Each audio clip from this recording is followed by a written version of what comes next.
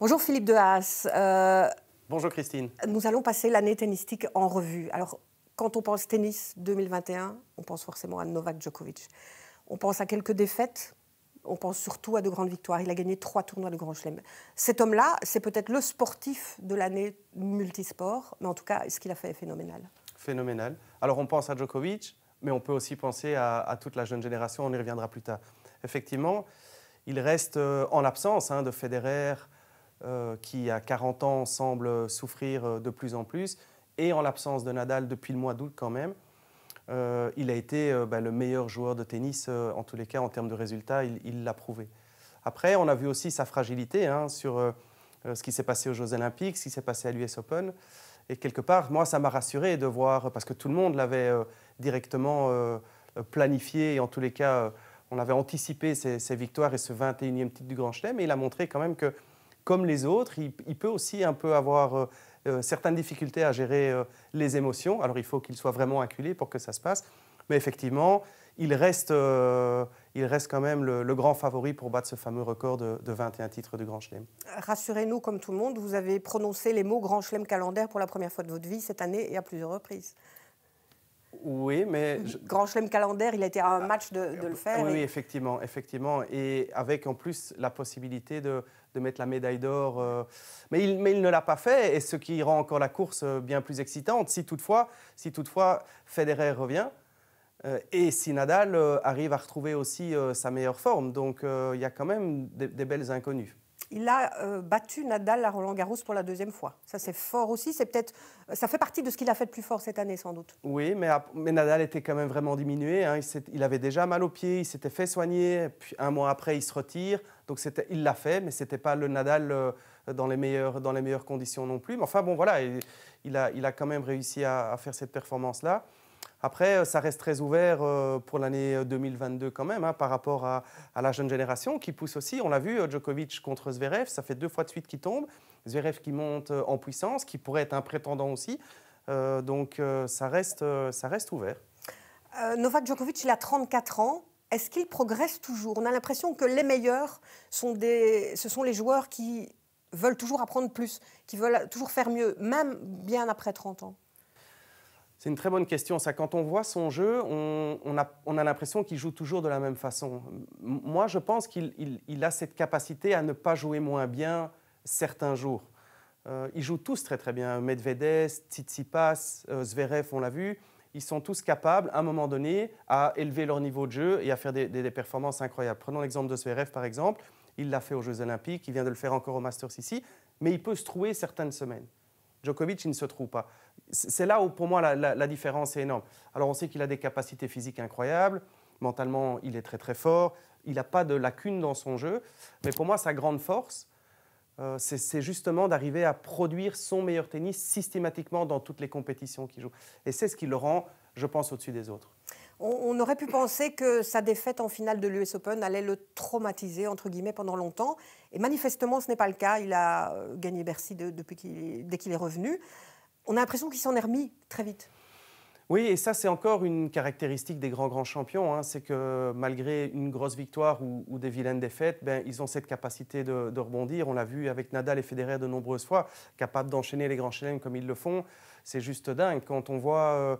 alors, c'est chez les filles, c'est un peu différent, mais ce qui se passe avec les filles qui gagnent un grand chelem, souvent, elles disparaissent pendant de nombreux mois parce qu'il faut tout simplement digérer le choc d'une victoire comme celle-là et de toutes les retombées, qu'elles soient commerciales évidemment, mais qu'elles soient aussi médiatiques. Il faut du temps. Mais ces fameux les 4 forts, comme on les appelait, les 4 du Big Four, que sont Murray, Djokovic, Nadal et Federer, ils sont faits d'un autre bois, ils sont différents, ils sont beaucoup plus forts et ils sont capables, comme ça, d'enchaîner semaine après semaine leur meilleur tennis. Est-ce qu'il n'y a pas un événement qui a fait qu'il s'en est remis plus vite de cette défaite? Ça a été la plus grosse déception de sa carrière, mais il l'a dit tout de suite sur le court. C'est l'un des plus grands moments de sa carrière aussi, grâce à la communion avec le public à laquelle il ne s'attendait pas. Est-ce que ça ne l'a pas aidé à se remettre aussi? Oui, probablement. Il a fallu qu'il chute pour qu'il montre un peu d'humanité finalement et que les gens se rendent compte aussi un peu de ses qualités humaines parce qu'elles sont évidentes. Djokovic, il souffre de ces déficits. pour 3 raisons rapidement très simples. C'est que d'abord, il est arrivé après les autres, après Nadal et Federer, alors que ces deux-là se disputaient déjà les plus grands titres. Lui est arrivé et avec son orgueil et son manque d'humilité, il a dit « je veux rentrer dans la partie et je veux aussi gagner des titres ». Ça a dérangé. Un problème de personnalité, ce manque d'humilité justement, des attitudes un peu discutables sur le terrain que Federer et Nadal n'ont pas, et puis un jeu un peu soporifique où les gens ont du mal à s'identifier. Et donc pour ces 3 raisons, les gens ont plutôt tendance à ne pas l'apprécier. Et puis il gagne beaucoup aussi, et ça finit par déranger. Donc ça lui a fait du bien, je pense, pour probablement se réconcilier avec les gens aussi, et puis aussi retrouver peut-être de la motivation. Je ne pense pas qu'il était habitué à gagner, mais en tous les cas, le fait de perdre et de chuter, peut-être c'est finalement une source d'inspiration pour continuer à progresser, continuer à s'entraîner et garder en pointe de mire, parce que ça, j'en suis certain qu'il ne lâchera pas avant, d'être, par les titres, le plus grand de tous les temps. Il ne le sera pas dans le cœur, mais il peut l'être dans les titres. Et c'est justement un point que je voulais aborder avec vous. Vous faites partie des gens qui déterminent ou qui veulent déterminer qui a été le plus grand, parce qu'on a l'impression que ça ne se fait qu'en tennis. On n'a pas envie de comparer Fangio à Schumacher ou Hamilton. En tennis, on veut absolument déterminer qui a été le plus grand. Et, si jamais vous faites partie de ceux-là, est-ce que d'ores et déjà, on peut considérer qu'il est le plus grand ? Quand on voit sa feuille de résultats, oui, clairement et intrinsèquement. Mais pour vous prendre un peu à contre-pied, je dirais, en foot, il y a ce combat entre Messi et Ronaldo, qui est le plus grand.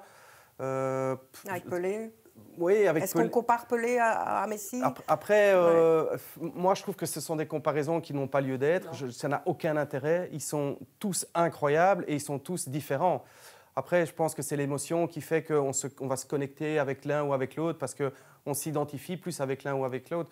Mais c'est stupide d'aller comparer Nadal à Federer ou Djokovic à Nadal ou même à Murray, qui est un tout petit peu en dessous en termes de résultats, mais qui est un joueur absolument phénoménal. Ou à Rod Laver d'une autre génération. Ils ne se rencontreront jamais, on ne saura jamais. Ou Agassi, voilà, ou souvenez-vous quand Sampras...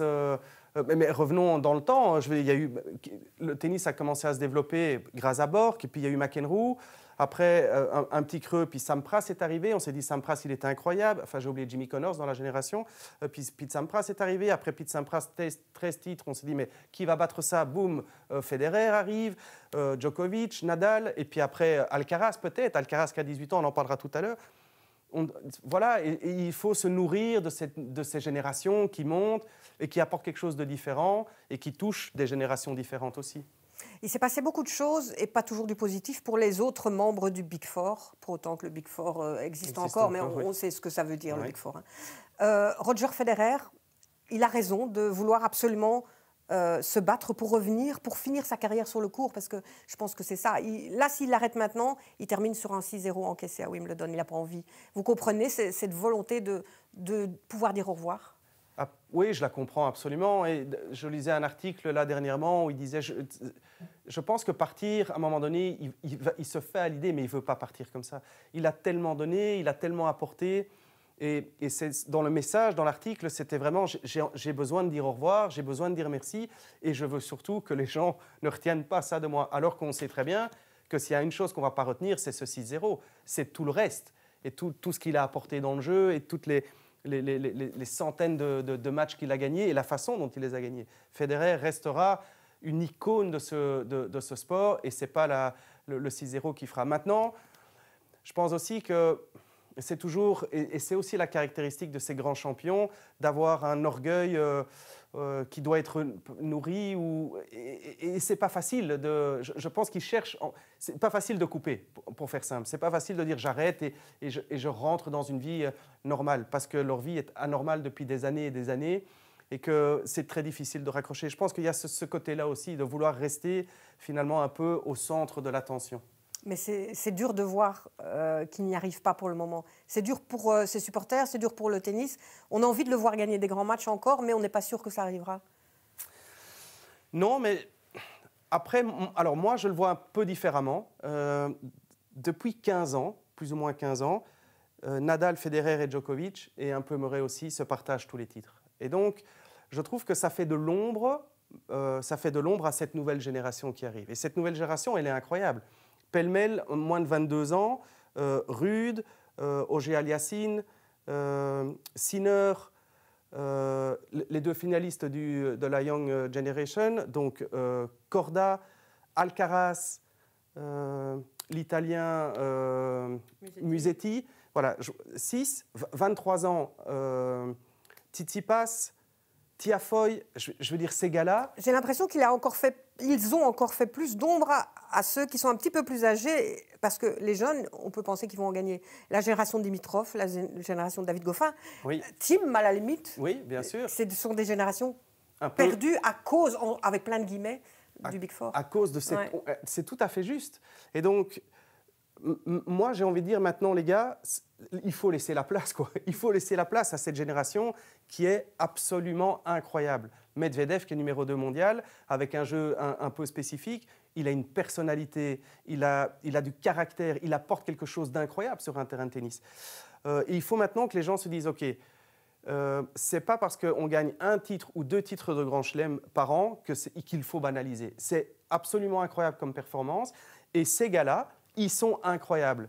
J'encourage les gens à aller voir la finale de la Young Generation entre Korda et Alcaraz et regarder le niveau de jeu. Si quelqu'un me dit « Oh, bon, c'est nul », ben alors je dis non, il faut plus regarder le tennis. C'est juste fantastique. Donc, 40 ans, Federer, 30, Nadal, 38, non, un peu moins, 37. Ouais, 35. Ok, excusez-moi, je le vieillis un tout petit peu. Ils ont fait leur temps, ils nous ont fait rêver, ils ont apporté des choses fantastiques. Donc plutôt qu'espérer que Federer, pour répondre à votre question et terminer sur ça, plutôt qu'espérer que Federer gagne encore un match, je préfère voir un des 6 ou un des 8 que j'ai cités faire une performance dans un grand chelem. Y compris Nadal, qui a passé toute sa carrière à être blessé et qui est chaque fois revenu. Donc il est blessé, là il a été blessé pendant une grande partie de l'année, il va revenir. Il est encore prêt à gagner Roland-Garros, sans doute. Sans doute, mais est-ce que... Bon, pourquoi partirait-il ? Je ne dis pas qu'il doit partir, et on a tous envie de le voir, bien évidemment. Mais est-ce que voir gagner Nadal un 12e Roland-Garros, un 13e Roland-Garros, un 14e Roland-Garros reste absolument la chose à voir dans le tennis d'aujourd'hui? Mais alors quoi pour la suite alors?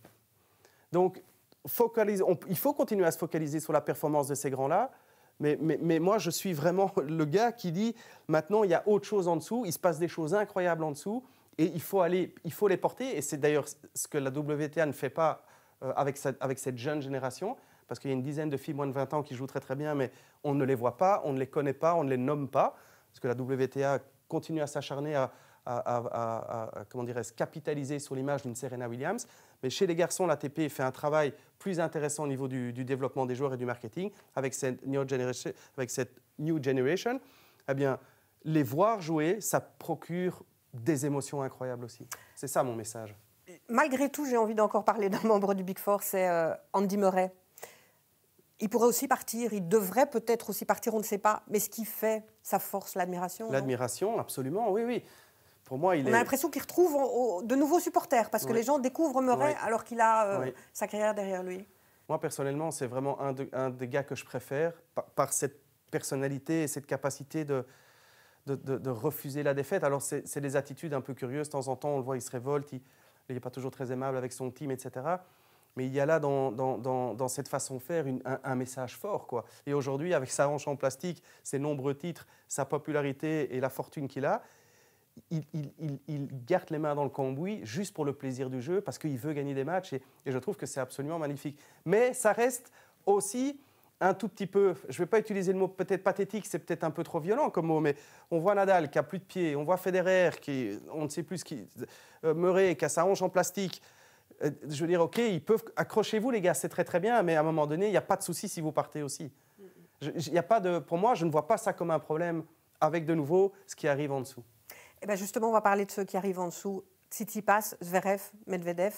C'est vraiment le trio le plus fort pour le moment. Tsitsipas, il y a quelque temps, a dit « Je nous vois bien constituer un nouveau Big Three ». On a envie de dire « Ok, mais le temps que ça dure, parce qu'il y a eux, mais il y en a juste derrière qui poussent déjà. » Donc la longévité du Big Four, ils ne l'auront pas de toute façon. Alors, l'histoire nous le montrera, mais effectivement, je pense que leur niveau n'est pas à ce point supérieur comme l'était le niveau des 4 qu'on a cités par rapport aux autres. La différence est quand même vraiment moins importante. Alors, ce n'est pas que le jeu aussi, c'est l'état d'esprit et la mentalité et cette capacité à gérer ces gros événements et à les enchaîner chaque semaine, comme on expliquait. Donc Tsitsipas, c'est bien de le dire, c'est ambitieux de le dire, ça montre qu'il veut vraiment s'affirmer, mais en termes de résultats, il est encore loin de pouvoir prétendre à être dans les 3 meilleurs pendant les 10 prochaines années. D'autant plus que, comme vous le dites, ça pousse derrière, et ça pousse vraiment bien. Pour moi, qui s'est bien stabilisé, c'est Medvedev. En termes de résultats, il est numéro 2 mondial. Il est là, il fait des finales chaque semaine pratiquement. Ici, il perd en finale du Masters, mais il l'avait gagné l'année d'avant. Il fait des finales en Grand Chelem. Il est très présent. Et Zverev, qui enfin arrive à aussi être un peu plus constant en termes de résultats. Par rapport aux autres, ça va être passionnant de suivre ça. Parmi ceux qui poussent derrière, on cite surtout Sinner et Alcaraz. Oui. Il y en a beaucoup d'autres, vous les avez cités tout à l'heure. Il y en a un qui vous impressionne plus, il y en a un dans lequel vous décelez plus, il y en a un qui va dominer normalement dans quelques années. Sinner, j'ai pu le voir jouer en vrai sur les tournois et je le trouve absolument phénoménal. Et Alcaraz, quand j'ai vu la finale, là, 18 ans, c'était dingue. Et à l'US Open, je me suis retrouvé 2 fois donc il s'entraînait juste à côté du terrain où on s'entraînait. Et il a quelque chose de spécial en termes d'intensité, en termes de personnalité aussi. Il faut le découvrir un tout petit peu. Mais par exemple, je reprends juste, j'ai cette image en tête. Dans le dernier jeu, il sert pour le match. Le premier point du jeu pour finir le match, il rate un smash et il rigole. Il regarde l'air de dire c'est complètement... Je trouve que, vu le contexte, vu l'importance du match, à 18 ans, regarder et se marrer quand il rate un point important, je me dis waouh, ça c'est potentiellement chouette. Les deux sont phénoménales. Pour moi, les deux sont phénoménales. Mais Musetti, qui est un peu moins bien classé, italien aussi, il est phénoménal aussi. Hein. Donc, moi, je suis très enthousiaste en voyant ces gamins. Et je sais qu'on va bien s'amuser avec eux. Oui, parce que comme vous le dites, il y en a encore beaucoup d'autres. On va apprendre à les connaître. Oui. Et les gens vont se choisir un favori, comme ils l'ont toujours fait. Exact. Et là, ça va être parti. Et là, ça va être parti. Il faut que les gars s'affirment. Il faut mettre de la personnalité. Alors, Tsitsipas, avec ses attitudes, ça n'aide pas, évidemment. Parce que c'est ça aussi. On ne se souvient pas d'avoir vu Nadal, Federer, Djokovic ou Murray partir comme ça après chaque set. Dès que je veux dire, c'est pas dans l'éthique du jeu, quoi. Donc, il faut que les gars, ils restent dans l'éthique du jeu, qu'ils respectent leur adversaire, qu'ils respectent le public, qu'ils aient une attitude qui soit digne des champions, des plus grands champions, et puis qu'ils aient la capacité d'enchaîner les victoires. Alors les gens vont aller chercher d'autres références et ils vont pouvoir s'identifier à travers cela. Mais Tsitsipas, pour rebondir sur ses prétentions, de dire il faudra qu'il fasse attention un tout petit peu, parce qu'il n'a pas gagné de points sur les derniers matchs qu'il a joués. Là, au milieu de tout ça, il y a David Goffin qui essaye de continuer sa carrière le plus haut possible, mais qui a connu une très, très difficile année à cause de blessures, à cause de... Voilà. Est-ce qu'il a 31 ans? Est-ce que vous pensez qu'il est encore capable de retrouver un excellent niveau? C'est compliqué. Hein. Il a chuté, il est 39 cette semaine. J'ai regardé un peu sa feuille de résultats. Cette année, il a pris 9 premiers tours. Alors, sur certains tournois, il était bas, mais c'est donc perdu 9 fois sur le premier tour. C'est le premier match du tournoi. Il n'a pas gagné de match en Grand Chelem. Il n'a pas gagné de match en Grand Chelem. Il a fait son meilleur résultat, c'est un quart à Monaco. Et une victoire quand même. Et il a gagné un 250, effectivement. Mais bon, effectivement, c'est peu par rapport au potentiel. Moi, malheureusement, je ne peux pas répondre à cette question. De quel bois il chauffe encore? Quelle est sa motivation intrinsèque? Mais tout est une question, justement, d'avoir envie. Oui, c'est ça. Ou de terminer sa carrière en roue libre, ou d'avoir envie de réussir encore des grandes choses. Et c'est compliqué. C'est compliqué parce qu'on ne peut pas répondre à cette question-là. Ouais. Est-ce qu'il a envie de se lever le matin et de se faire mal et de continuer à sacrifier un tas de choses et de suer à l'entraînement ou, comme vous le dites, il se dit, bon, ben voilà, j'ai fait mon temps et je vais encore jouer 2-3 ans et puis je prends ce qu'il y a à apprendre. Il faut lui poser la question. On espère tous, parce qu'on sait le potentiel de David, qu'il va faire plus. Mais ce que vous disiez tout à l'heure est pour moi super, c'est tellement juste. David, il était dans le top 10, il fait une finale au Masters, mais on ne l'a presque pas vu, tellement les autres avaient un aura et une visibilité incroyable. Mais David, il a fait une très belle carrière quand même. On est tous un tout petit peu frustrés parce qu'on se dit, allez, on aurait pu avoir plus. Il y a de nombreuses fois en Grand Chelem où il s'est retrouvé avec des tableaux qui étaient un peu ouverts et malheureusement, il n'a pas réussi à les concrétiser. On a toujours dit, c'est pas grave, l'année prochaine, ça va aller, l'année prochaine, ça va aller. Et on a toujours un peu le sentiment que l'année prochaine, c'est l'année prochaine. Donc, moi, j'espère et j'ai envie de penser qu'il a les ressources. Et s'il a les ressources, avec l'expérience et les qualités qu'il a, qu'elles soient physiques ou tennistiques, il peut nous montrer des choses incroyables. Il faudra lui poser la question. Il y a un seul autre joueur belge dans le top 200, malheureusement. C'est Zizou Berks. Oui. Il a beaucoup de choses, ce garçon, pour Oui. plaire au public. Mm-hmm. Il est spectaculaire, il a beaucoup progressé. C'est sympa de voir un tel joueur belge comme ça. Il n'a pas encore le classement qu'on espère le voir avoir un jour. Il n'a pas encore fait des tournois Grand Chelem. Mais voilà, c'est un bon, non? Alors, il a un profil intéressant, mais bon, il a 22 ans, il est 166, je pense, cette semaine au classement, ce qui est un bon classement. Il a fait que progresser. Quelques finales dans des challengers, donc dans des 60 000 et des 80 000 $. Il doit confirmer sur les tournois ATP. Alors, c'est un garçon qui a, par contre, une mentalité absolument incroyable. Ceux qui l'ont vu jouer à Anvers l'ont découvert. Il aime se retrouver sur des grands terrains, il aime se retrouver avec ses amis, son public, et là, il peut produire des matchs absolument incroyables. Le petit souci, c'est qu'il pour arriver là, il faut s'en sortir dans le ventre mou, et pour l'instant, il est un peu dans le ventre mou. Il progresse, c'est certain, il s'améliore, c'est certain, mais il doit faire plus encore pour pouvoir aller au-dessus et maintenir son niveau et pouvoir performer chaque semaine, en sachant que chez les garçons, la rivalité, quand même, elle est importante. Mais Zizou Berks, malheureusement, ou heureusement, mais je dirais plutôt malheureusement par rapport au vivier, il nous manque un vivier de garçons, là, et il est tout seul sur sa planète. Hein. Si on reste dans le clan belge, mais qu'on passe du côté féminin, il y a Elise Mertens. Elle n'a toujours pas atteint le top 10, mais elle gagne des grands chelems en double. Est-ce que c'est une bonne idée, à votre avis? Elle fait ce qu'elle veut, mais est-ce que c'est une bonne idée de continuer à faire les deux? Moi, je répondrais Zabalenka, sa partenaire de double. Elle a arrêté, elle est numéro 2. Ouais. Juste Kim Clijsters l'a fait, et elle était numéro 1 en simple, numéro 1 en double, mais dans l'histoire du jeu chez les filles, personne ne fait ça. Après, moi, si je la coach, je lui dirais, fais-moi plaisir, on range le double. Elle peut le jouer à certains moments, mais en tous les cas, pas dans les grands rendez-vous. Parce que dans les grands rendez-vous, le jour de récup, le jour de repos, elle le passe à jouer son double. Donc c'est aller dans le club, passer du temps. Les doubles sont programmés toujours en fin de journée. La plupart du temps, en tous les cas, il y a de l'attente. Et pour moi, c'est de l'énergie qui n'est pas bien utilisée, en tous les cas. Une épingle d'énergie qu'elle pourrait s'octroyer. Par contre, le double l'a énormément fait progresser et c'est devenu une meilleure joueuse en simple parce que les grands titres qu'elle a gagnés en double, bien sûr, ça l'a aidé en simple. Donc, mais ce travail, pour moi, il est fait. Et si elle veut passer le cap, ouais, je pense sincèrement qu'elle devrait le mettre entre parenthèses et en tous les cas, au moins se donner 1 an. Ça ne coûte rien. Même si elle décide de ne plus jouer pendant 1 an, elle va chuter légèrement en double. Peut-être elle gagnera un peu moins de sous avec son double. Mais mon Dieu, la porte s'ouvre pour son simple. Est-ce que c'est difficile de lâcher la perspective de vivre ce grand moment de gagner la balle de match en finale d'un tournoi Grand Chelem, même en double? Est-ce que c'est facile de laisser tomber ça? Non, probablement pas. Est-ce que c'est facile de laisser tomber le prize money qui est super intéressant en double? Non, probablement pas. Mais après, de nouveau, j'en reviens à l'essentiel. Qu'est-ce que tu veux faire? Qu'est-ce que tu veux montrer? Quelle trace tu veux laisser? Elle a toujours dit que le simple était prioritaire, pourtant, oui. Eh bien, peut-être qu'il faut alors le montrer maintenant dans les actes et effectivement se concentrer sur le simple.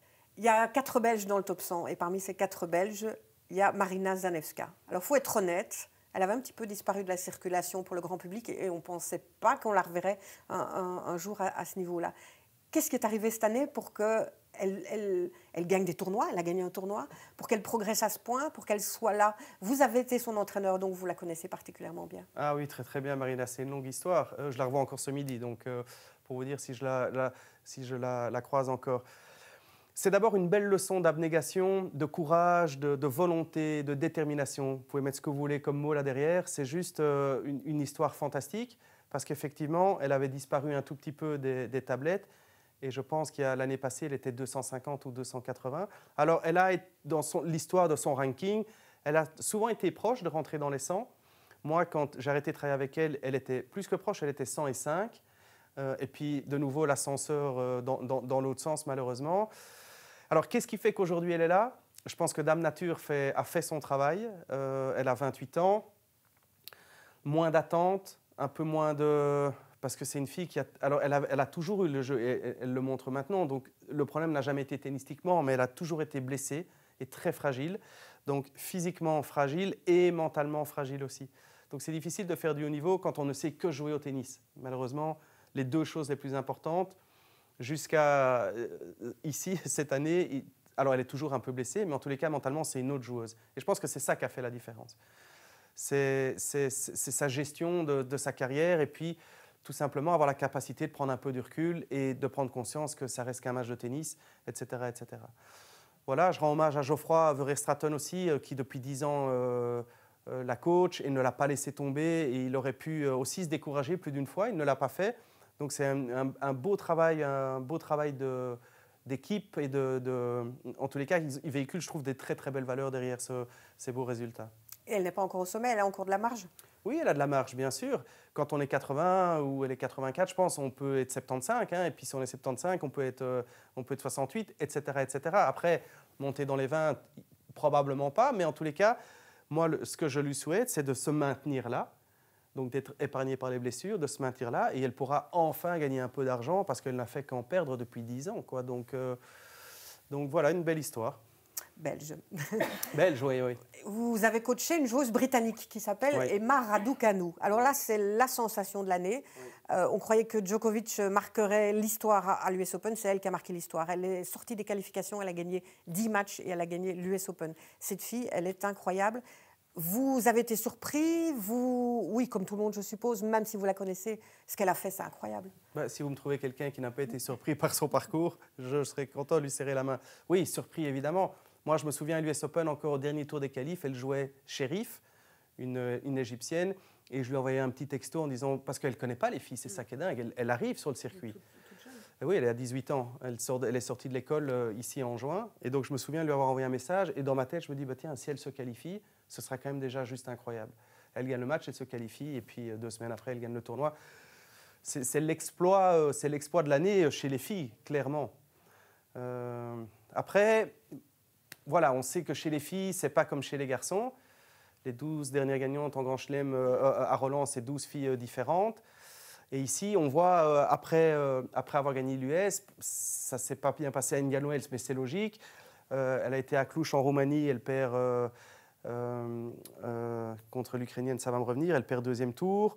À Linz aussi, elle perd au premier ou au 2e tour, mais rien d'anormal pour une gamine de 18 ans et qui découvre le circuit. Mais tout le monde l'attend maintenant. Et elle se met peut-être beaucoup d'attentes sur les épaules aussi. C'est un moment charnière, non?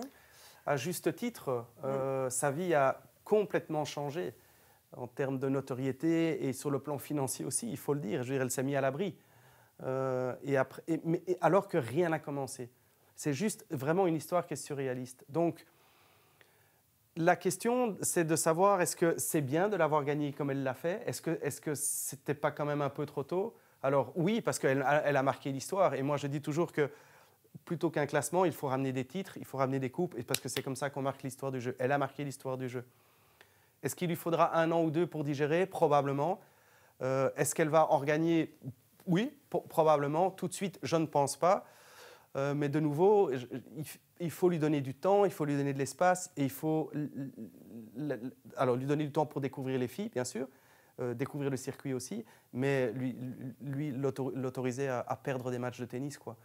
Et quand on a lu la presse après sa victoire, automatiquement, tout le monde s'est enflammé. Tout le monde en parlait, la nouvelle star, parce que j'ai le sentiment que c'est important d'avoir... Enfin, les gens cherchent ça, une nouvelle idole, quelqu'un sur laquelle on peut s'identifier, mais chez les filles, ce ne sera pas le cas. Je n'y crois pas à ça. Il faut arrêter de penser que la prochaine Justine Henin ou la prochaine Serena, c'est cette fille-là ou cette fille-là. Parce que chez les filles, c'est plus comme ça maintenant. Il faut se contenter d'avoir des filles différentes qui gagnent. Et moi, je trouve ça passionnant aussi. Mais c'est déroutant quand même pour les gens qui essayent de mieux connaître les joueuses. On a Alep, Osaka, Barty. On pense qu'elles vont s'installer et durer. Et c'est Krejcikova, Fernandez en finale de l'US Open, Raducanu. C'est perturbant pour les gens aussi qui ne connaissent pas bien ces filles, qui n'ont pas le temps de s'attacher. Non. Mais c'est ça. C'est très perturbant. Oui, oui. Et c'est là où je trouve la WTA doit faire quelque chose, quoi. Mais ça fait longtemps qu'on le dit. Mais les gens, s'ils ne connaissent pas les filles, c'est parce qu'elles ne sont pas assez médiatisées, parce qu'on ne les met pas assez en avant, et parce que les compétitions, voilà, on parlait de la next gen chez les garçons, n'est pas organisée chez les filles. Mais de nouveau, pour les amateurs de tennis, pour les gens qui prennent la peine de regarder, il y a des choses super intéressantes aussi. C'est probablement moins drôle de voir Krejcikova, Kasatkina pour dire quelque chose en finale de Roland que Justine Henin, Serena Williams. Mais voilà, ça c'est juste la nouvelle génération qui est comme ça. Et à l'instar des garçons, il y a là une génération de filles complètement incroyable aussi, très intéressant, aux fortes personnalités. Et pour les jeux, moi je suis un fervent défenseur du tennis féminin évidemment, mais il y a des choses magnifiques à voir chez les filles, des matchs incroyables quand on a la capacité de le voir comme un match de filles aussi. Naomi Osaka a connu une bizarre saison, avec une victoire pour commencer et puis le trou noir. Vous comprenez, vous qui voyagez sur le circuit féminin, vous comprenez ce qui arrive. Et en tout cas, elle a eu le mérite de mettre le doigt sur quelque chose dont on a parlé dans le monde entier, c'est l'aspect mental du sport. Est-ce que, bon, entre le caprice et la grosse dépression, il y a toute une marge. On ne sait pas où elle en est exactement. Non. Mais ça a été un phénomène cette année, cette dépression d'Osaka. Oui, oui. Alors je pense que c'est bien et courageux de l'avoir, en tous les cas d'avoir été très honnête. Et je ne pense pas que ce soit un caprice. Hein. Quand on voit ses conférences de presse où elle est incapable de répondre, elle pleure, on voit qu'elle est extrêmement fragilisée. Est-ce que je le comprends bien sûr quand on voit le chemin éducationnel de ces jeunes athlètes, c'est plutôt chaotique. Hein. On est arraché au milieu familial, il y a souvent très peu de formation scolaire et on a une vie qui est régie par je gagne ou je perds. C'est quand même une énorme pauvreté, quoi. Donc ça veut dire que si on perd plusieurs fois, l'estime de soi est en permanence remis en question. Et quand on a 14, 12, même 11 ans, 12 ans, 13 ans, 14 ans, 15 ans, et que son estime de soi est mesurée à travers des matchs de tennis qu'on gagne ou qu'on perd, c'est pas évident. Et donc, elle l'a montré. Il y a une série, je ne vais pas citer, sur une plateforme qui montre l'histoire de Mardy Fish. Si les gens s'intéressent, il faut regarder le reportage de Mardy Fish où on se dit, mais... Et il y en a beaucoup d'autres. Et il y en a beaucoup d'autres. Donc oui, je le comprends. Il faut faire quelque chose. Est-ce que la WTA, qui est responsable de ces joueuses, met des choses en place? Je ne pense pas. Il faudrait le faire. Et c'est bien triste. Parce que quand on voit la championne que c'est et le potentiel qu'elle a, c'est vraiment une histoire triste. La WTA doit peut-être mettre des choses en place, mais aussi leur apprendre à gérer ça, leur dire que c'est la sportive la mieux payée du monde, mais tout n'est pas dû à ces je me fais l'avocat du diable, tout n'est pas dû non plus à ces joueurs et ces joueuses. Ils doivent accepter de répondre à une interview, ils doivent accepter de signer un autographe. Il faut leur apprendre aussi, parce qu'ils et elles ne vivent pas dans la vraie vie. Est-ce qu'il ne faut pas leur apprendre aussi ce qu'est la vraie vie? Ah, oui, oui, bien sûr. Il faut surtout leur apprendre que c'est les droits de télé et c'est les gens qui viennent acheter leur ticket qui leur payent leur salaire. Donc, ils doivent avoir un retour. Et la presse doit être respectée parce que c'est le trait d'union entre les fans qui payent leur ticket et ces athlètes. Donc, en aucun droit, elle a le droit de cracher sur la presse ou sur toutes les personnes qui organisent des compétitions. Mais alors ça, bien sûr, c'est la WTA, mais c'est aussi de l'éducation, quoi. C'est de l'apprentissage. Et dès le plus jeune âge, toutes ces choses-là, elles doivent être mises en place, mais ce n'est pas le cas, ça ne se fait pas. On sait que ça ne se fait pas. Donc c'est un vrai problème dans le sport, et un peu plus chez les filles aussi, bien évidemment, ce problème de voir ces filles qui souffrent, qui sont dépressives, qui sont malheureuses. Ce n'est pas le but de voir des joueuses malheureuses. Non, mais c'est la réalité. Ouais. Comment s'est passé, à propos d'être heureux ou malheureux, comment s'est passée votre année sur le circuit avec votre joueuse Kaia Youvan? Alors, ce n'était pas une année facile. On a commencé en mars de cette année-ci. Alors, c'était difficile pour différentes raisons. D'abord, elle a fait le Covid et physiquement, elle a été touchée. Après, elle a eu des difficultés de se remettre d'une relation compliquée avec un entraîneur aussi, celui qui est passé avant moi. C'était compliqué. 2-3 soucis personnels et il a fallu gérer un peu l'année. Il faut du temps aussi pour connaître une athlète. Donc, ce n'était pas facile. Elle a limité la casse, elle termine dans les 100. Donc elle sera en finale en Australie. Mais c'est un profil vraiment extrêmement intéressant qui a vraiment plein de points communs avec une fille comme Raducanu. Pas vraiment au niveau du jeu, mais elle intellectualise beaucoup les choses. C'est une fille qui a suivi un cursus scolaire normal. Et je trouve que ça, c'est intéressant parce que c'est important. Raducanu aussi, mais il faut le dire. Il faut que les gens sachent qu'il ne faut pas arracher les enfants de l'école pour faire du tennis de haut niveau, parce que c'est toujours ça qu'on entend. Donc c'est une fille qui n'a pas beaucoup d'expérience, elle est montée très très vite dans les 100, mais tout est à faire. Tout est à faire, moi je la découvre, mais elle a une approche, par exemple, je vous donne une petite anecdote, pas plus tard que hier soir, elle m'appelle et elle avait fait le bilan de l'année. Et elle a relevé des choses qu'elle aimerait bien qu'on améliore dans notre relation. Parce que j'ai eu 2-3 fois, mais c'est mon côté aussi passionné peut-être, ou je veux dire, oui, passionné, je pense que c'est le mot, qui fait que de temps en temps, je la touche un peu trop dans la façon dont je m'adresse avec elle. Mais elle a eu à 20 ans cette maturité de revenir vers moi en disant on a passé une bonne année, voilà ce que j'en pense. Et je trouve c'est la première fois, moi ça fait 20 ans que je fais ce métier, mais j'ai jamais eu quelqu'un qui m'a dit Philippe, voici des informations pour que tu sois un meilleur coach pour moi. Et ça, je trouvais une approche incroyable. Ça, c'est un bel échange. Ah oui, ça c'est un bel échange, oui. Et ça, pour moi, c'est un moteur fou, bien plus fort que gagner un... Elle a bien joué à Wimbledon, elle bat Bencic, elle a bien joué à Roland aussi, mais quelqu'un qui me donne des infos pour que je sois meilleur dans la communication, je trouve que ça a du sens. Parce que finalement, pour monter, il faut s'entraîner. Et l'entraînement, c'est facile. Tout le monde peut frapper 10 000 revers, 10 000 coups droits, 10 000 services, etc. Tout le monde peut s'améliorer physiquement. C'est facile, il faut aller dans la salle, il faut travailler.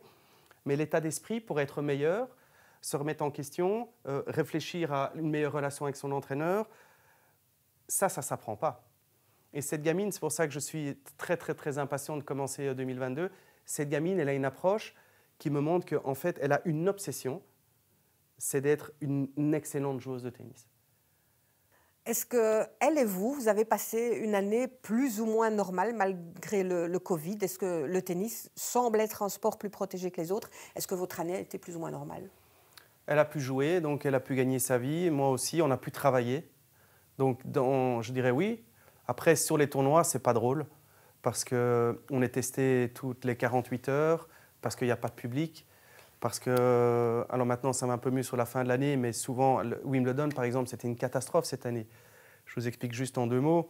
Donc, à l'hôtel, tout le monde à l'hôtel. Donc, toute l'organisation du tournoi dans un seul hôtel, ça, c'était drôle. Parce qu'on n'a pas l'habitude de voir Federer et Serena Williams dans le même hôtel. D'habitude, c'est un peu... Dans des maisons. Oui, ils sont pas là. Mais après, donc, en bus jusqu'à Wimbledon, soit à l'entraînement, soit en match, et puis interdiction de circuler dans les allées. Et quand le match est terminé ou l'entraînement est terminé, retour à l'hôtel et pas la possibilité de sortir. On est dans plein centre de Londres, en face de la Grand Roue, et on est barricadé comme une espèce de prison dorée. Beaucoup de tournois ont été organisés comme ça, donc socialement, pas facile, pas gai du tout, des quarantaines de temps en temps dans certains endroits, rester dans la chambre 24 heures, 48 heures, donc pas agréable, mais pas à se plaindre parce que tout le monde a pu travailler. Qu'est-ce qu'on peut vous souhaiter pour 2022? Quels sont vos espoirs pour 2022? Alors, j'ai un projet sportif avec Kaia Jouvan. J'espère vraiment l'amener dans les 50. C'est ambitieux de gagner 50 places, mais c'est là que j'ai placé la barre. Il y a beaucoup de travail, parce que c'est, comme je vous l'ai expliqué, un personnage complexe et intéressant. Donc, mon souhait, c'est de la faire progresser. J'ai mis une barre sur le classement. Et on verra bien comment ça va aller en termes peut-être de victoire ou de titre, etc. Mais donc elle a l'avenir devant elle, il y a énormément de choses à faire. Et j'espère arriver à trouver les clés et trouver les mots aussi pour débloquer son énorme potentiel. J'ai envie de vous poser une dernière question pour reparler encore un peu du futur. S'il y a une règle du tennis ou un point une habitude du tennis, quelque chose qu'il faudrait changer dans le tennis à l'avenir, ce serait quoi? Je pense qu'il faut quand même rajeunir un tout petit peu en tous les cas, essayer d'intéresser les jeunes. La jeune génération, elle est compliquée aujourd'hui. Elle vit très rapidement avec des réseaux sociaux qu'on regarde en boucle et où on a des jeunes qui ont du mal à se concentrer. Le format, pour moi, il y a peut-être quelque chose à faire sur le format. Pas sur les règles. Je ne suis pas partisan du let, je ne suis pas partisan du no-ad. Mais le format de jeu, peut-être qu'il peut être modifié. J'ai lu quelque part que la moyenne d'âge du fan de tennis à 60 ans, quelque chose comme ça, ou 61 ans. Si c'est la réalité, il faut faire quelque chose pour aller attirer la jeune génération. Et la jeune génération, elle n'ira pas voir un sport qui est long, qui peut être ennuyant à certains moments. Il ne faut pas se le cacher. Les débuts de set, quand on joue en 5-7, 1-0, 1-1, 2, 1-2, 3-3, 4-4, il ne se passe pas grand-chose et c'est difficile de garder l'attention des jeunes. Et aujourd'hui, c'est eux qui vont acheter les tickets de demain. Patrick Mouratoglou a fait un tournoi l'année passée avec un format qui était qui était intéressant. Après, on peut ne pas aimer, mais il avait fait une compétition où c'était des cartons. Il fallait gagner un maximum de points dans un carton, il fallait gagner 4 cartons. Aussi, il avait été un peu trop loin avec des cartes bonus qu'on pouvait tirer. Je ne pense pas qu'il faille aller jusque-là, mais en tous les cas, réfléchir sur le format, je pense que c'est vraiment utile pour peut-être diminuer un tout petit peu le temps de jeu ou alors l'organiser différemment pour garder l'attention des jeunes, l'attention des gens, pour rester passionné et ne pas s'endormir devant son poste. Voilà, moi je pense que c'est là qu'il faut faire quelque chose. Quand vous dites format, ça veut dire y compris aller jusqu'à officialiser les sets qui vont jusqu'à 4. Les sets de 4 jeux, ils sont intéressants, hein, parce que qu'est-ce qui est passionnant? C'est la fin de set. Si je vous demande, vous, passionné de tennis, vous allez regarder le début du match ou plutôt la fin du match? Est-ce que les sets qui s'arrêtent à 4 ne sont pas autant une loterie qu'un tie-break?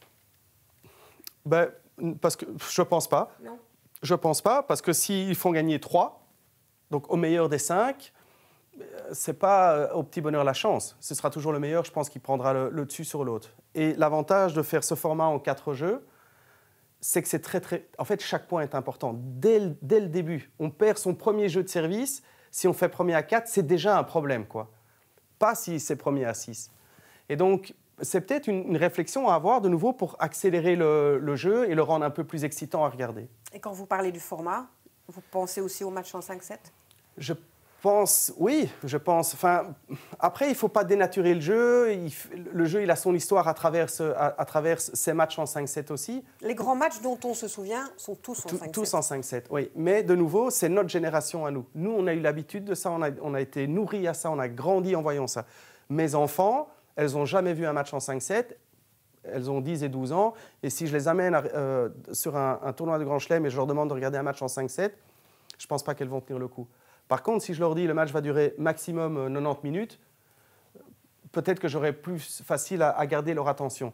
Je ne sais pas si c'est ça qu'il faut faire, mais en tous les cas, la réflexion, c'est de se dire attention, les fans vieillissent. Attention, il faut ramener des jeunes vers le jeu. Et c'est là la grande question. On a parlé du passé avec la rétro de cette année 2021. On a parlé d'avenir. Maintenant, on va se reposer un petit peu avant le début de la nouvelle saison. On vous souhaite d'ores et déjà un bon voyage en Australie. Merci Christine. Et vivement 2022. Parfait.